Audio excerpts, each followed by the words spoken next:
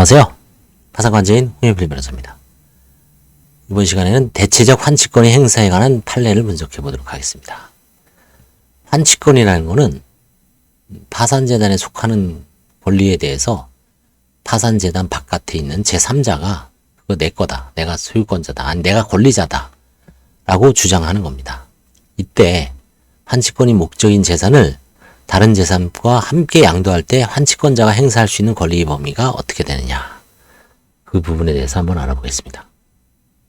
사안의 개요는 원고조합이 A회사에 채비지를 선고권으로 지급하고 A회사는 임대주택을 건설하여 임차인들에게 임대했으나 공정률 74.791%에서 공사가 중단됐습니다. 이런 임대아파트 같은 게 중단되면 이제 큰 영향이 있죠. 그래서 도급계약 해지 및 파산을 했습니다. 도급계약이 해지되고 A회사는 파산 선고를 받았습니다. 분양 전환 및 소유권 이전을 했습니다. A회사 파산관제인 피고가 수부장제들에게 분양 전환하면서 임대보증과 상계 후 소유권 이전 등기를 완료했습니다.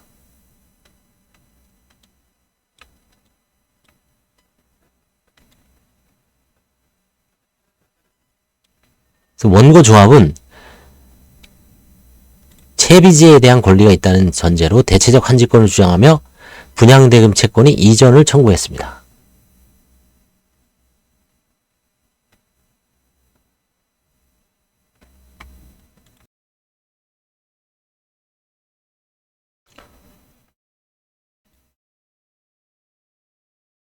원심 판단과 상고 이유. 원심 판단. 원심은 원고조합이 대체적 환치권 대상이 존재한다고 판단했습니다. 이는 채비지 전체가 환치권이 목적인 재산에 해당하는 전제하에 내려진 판단이었습니다. 원심은 파산관제인인 피고가 수분양자들로부터 받을 분양대금 채권이 대체적 환치권이 대상이 된다고 보았습니다. 피고, 관제인은 불복하여 상고를 제기했습니다. 상고 이유는 환치권이 목적인 재산의 범위와 대체적 환치권이 대상인 채권의 존부에 관한 법리 오해를 주장했습니다.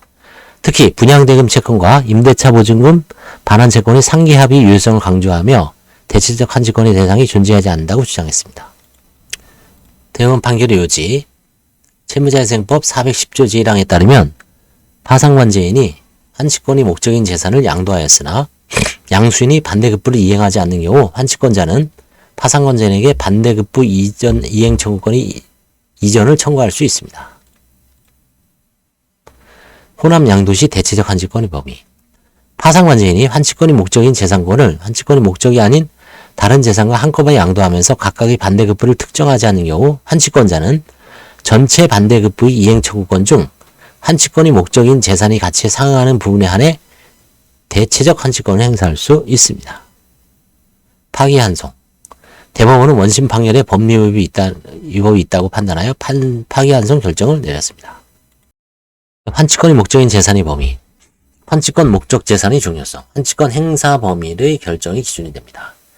그 다음에 미시공 비율이 적용이 됩니다. 25.209%에 한정된 환치권 목적. 그 다음에 대체적 환치권의 제한. 미시공 비율에 해당하는 부분만 인정해주고 있습니다.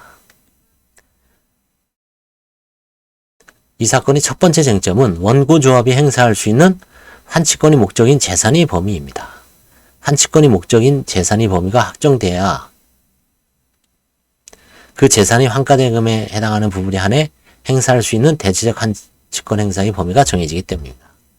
원심은 이 사건 각 대지 전부가 환치권이 목적인 재산에 해당한다고 판단했으나 대법원이 이 사건 대지 중 미시공 비율 25.209%에 한정해 환치권이 목적이 된다고 판시했습니다.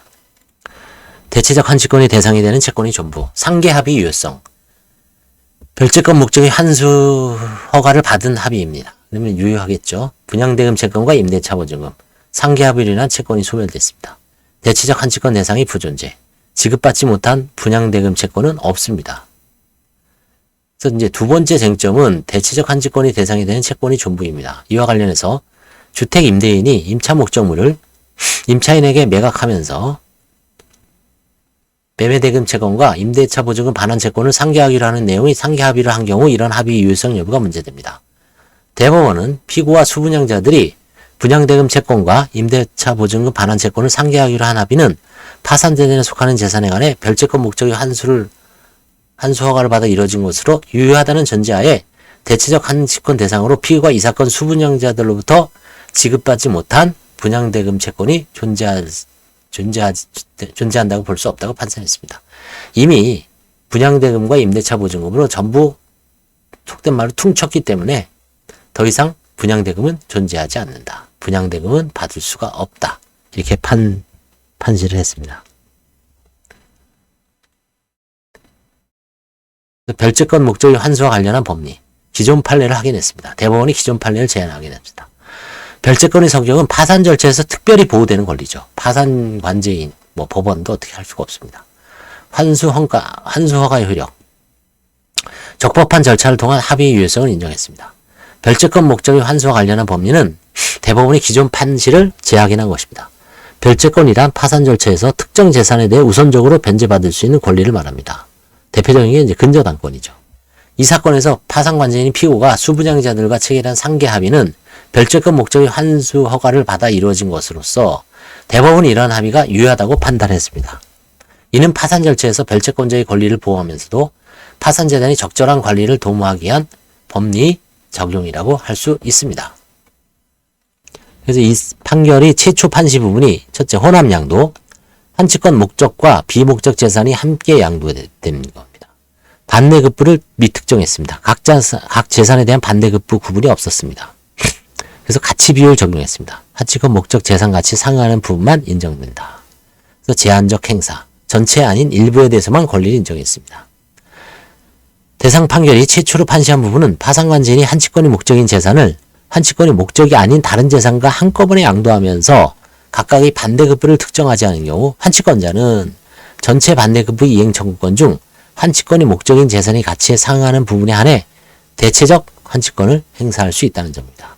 이는 환치권이 목적인 재산과 그렇지 않은 재산이 혼합되어 양도된 경우에도 환치권자의 권리를 보호하면서도 그 범위를 합리적으로 제한하는 법리를 제시한 것이라고 할 수가 있습니다. 그래서 판결의 법적 이해는 법리를 명확하게 했습니다. 대체적 환치권 행사의 범위에 관한 법리를 명확히 하여 향후 유사사건에서의 판단 기준을 제시했습니다. 이해관계를 조정했습니다. 파산 절차에서 환치권자와 파산재단 그리고 다른 채권자들 사이의 이해관계를 합리적으로 조정하는 기준을 제시했습니다. 그 다음에 가치 비례 원칙 확립. 혼합 양도 시 환치권 목적의 재산의 가치에 비례하여 대체적 환치권을 행사할 수 있다는 원칙을 확립했습니다. 권리 보호의 한계를 설정했습니다. 환치권자의 권리를 보호하되 그 한계를 명확히 함으로써 법적 안정성을 도모했다고 할 수 있습니다. 실무적으로 이제 시사점은 파산관제인의 재산 처분과 관련해서는 파산관제인이 환치권이 목적인 재산을 처분할 때는 가능한 한 그 반대급부를 명확히 특정하는 것이 바람직하다. 이는 추후 대체적 환치권 행사 관련된 분쟁을 예방하는 데 도움이 됩니다. 그래서 이 사안에서도 75%가 이제 79%가 이제 시공이 되고 20%가 미시공이 된 상태에서 이제 조합이 이제 해지권을 행사하고 조합은 이제 땅의 지분에 대한 권리를 이제 달라 했을 때 결국은 미시공된 부분에 한해서만 이제 인정을 했고 그 부분에 대해서 이제 명확히 하라는 얘기죠.